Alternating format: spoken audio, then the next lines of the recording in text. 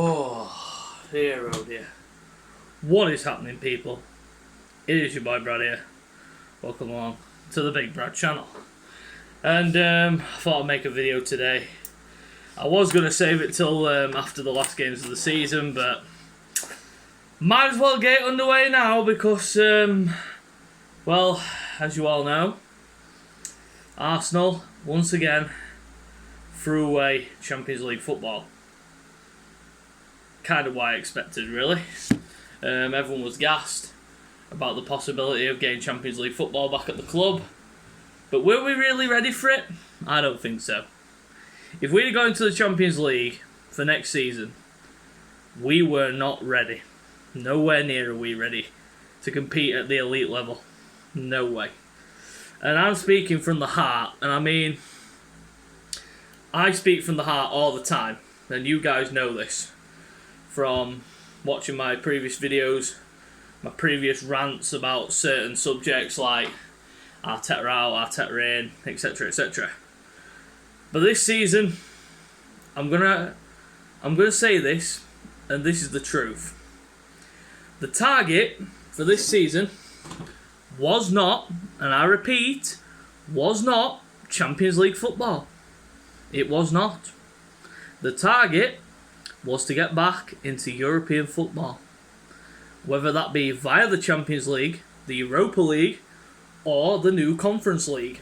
So Arteta has done his job. He's done what he needed to do. He's got us back into Europe. And I know people are on to it saying, oh, we should have got Champions League this, that, the other. Pulling it out that we were actually looking to qualify for the Champions League when we clearly were not. The Champions League would have been a nice little reward. For the season that we had, it would have been a nice little reward. But tell yourself this, is that squad capable of lasting in the Champions League? No. No, no, no, no, no. I mean, we've got so many young talent that have got no experience alongside them. And the experienced players that we have, supposedly experienced players, are bang average. Players like Granit Xhaka, players like Mohamed El Neni, players like Cedric Suarez. All average. All average. The only experienced player that I would say out of all that that's good enough is Thomas Partey. Lacazette, average. Xhaka, average. El Neni, average, but a good squad player. I'll give him that. Not a starter, a squad player. Someone who can fit in when need be. Say like now that we've got the Europa League, we've got some, if we get through the group and we're playing a meaningless tie, you can slot El Neni in there to give him minutes. And that's exactly the kind of player that he is. He's not a regular starter. And he's not good enough to be a regular starter. We need a midfielder alongside Thomas Partey who can give him a good partnership. Xhaka is not good enough. No, he isn't. And anyone who even thinks to say that we were competing and that we were looking at Champions League football as the main objective for this season, you're not even with it. Because the main objective was to get back into European football. There are 3 avenues you can take to get into European football.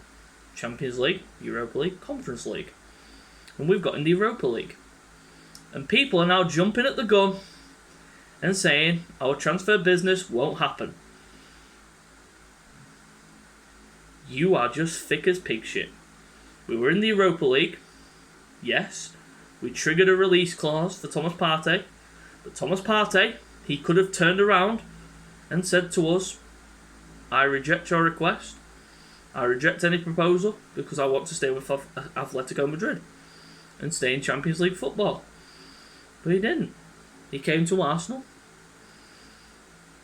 And he's been with Arsenal ever since. So, Because we're in the Europa League doesn't mean we can't attract the big players. Man United aren't even in Europe. They're attracting the big players.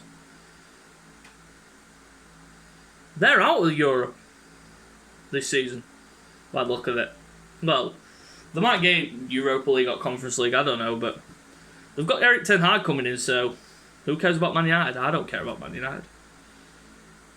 Preferably, I would be inclined to say that we finished where we were supposed to finish, and that our summer business will not be affected.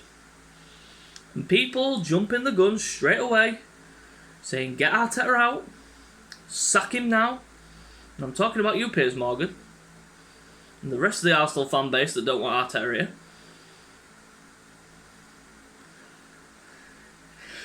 Back the man, give him the backing, and he could get us somewhere. I mean, look at us. We were mediocre at one point. We were down the bottom of the table. No one expected us to finish where we were finishing. Everyone expected us to finish mid-table. About 10th, 15th. That's where everyone expected us to finish this season. But we didn't. We finished 5th. Well, we're finishing 5th, but there's still one more game to go against Everton. And after that performance on Monday, I'm not so sure that we'll go and beat Everton. Everton are a good team. They're fighting against relegation. They'll come to the Emirates and fight. They will put up a fight against us. And unfortunately, the team above us, our rivals Tottenham, who are gassed as fuck, are playing Norwich, who are already relegated. Speaks for itself. But Tottenham ain't going to drop any kind of points against Norwich. And even if they did, we're not ready for Champions League football. We're not. The squad's not big enough. We didn't. The reason, one of the main reasons why we missed out on Champions League football this season was down to the injuries. These are the reasons I think.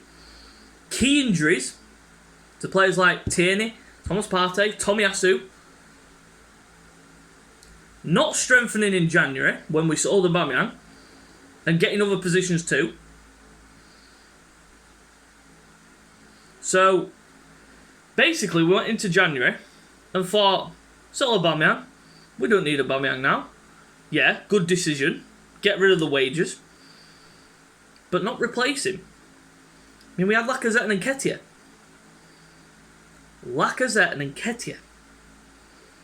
Not good enough. Not good enough. We need a lethal striker. We needed a lethal striker. We tried to get Dusan Vlahovic. Where did he end up going? Juventus. And they are nowhere near the Milan clubs. And yet he said he wanted to go to Juventus when he could have come to Arsenal. Chose the wrong option, Dusan. And that's your fault. But we move on from Dusan Vlahovic. We had plenty of other targets as well, but we didn't get them done, did we? No. We didn't strengthen in January. And that, along with a few results that didn't go our way, have cost us a spot in the Champions League. But, like I said, the main objective was not Champions League football.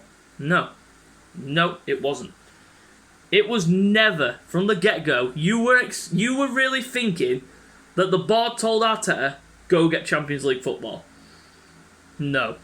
Go get us back into European football, whether it be the Champions League, Europa League, Conference League, whichever. We don't care. As long as you get us back into European football. We missed out on European football this season, and that should have been a blessing in disguise, but it clearly wasn't. But I'm happy with where we finished. And people will probably come at me and say, you are the most deluded bastard in the world. But I don't care.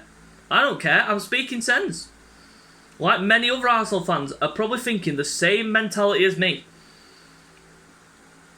We didn't want Champions League football. It would have been a nice little reward. But is this squad ready? No, it's still raw. We're still getting players back to fitness. We've got players coming back from loans for next season. We're going to upgrade the squad in the summer. And people think, well, now that we ain't got Champions League football, we ain't signing anybody. No one's going to come to Arsenal. Are you sure about that?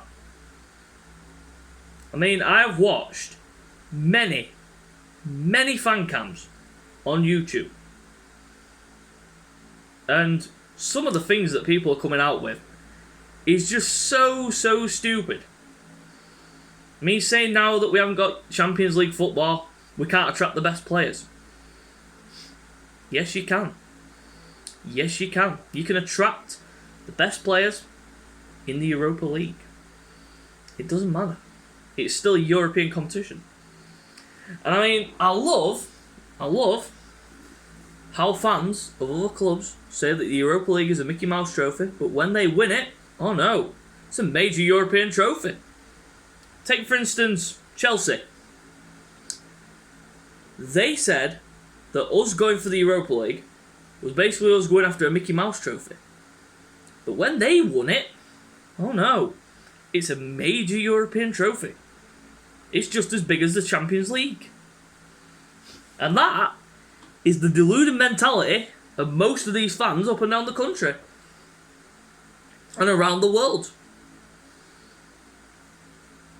But like I said, my opinion on the season, I'm happy with where we are.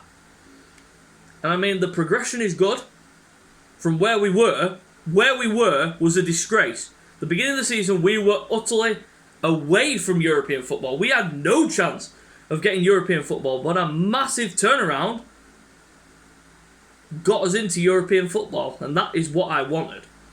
I wanted European football. I didn't care whether we got it via the Champions League, the Europa League, or even the Conference League. I couldn't give a flying toss. But the one thing's for certain is the fact that the board now needs to back Mikel Arteta in the summer. And we need to go out there and spend the money, because we've got Chelsea who are going to go big again. Man City are going to go big. They already have gone big with Erling fucking Haaland. Liverpool are going to go big.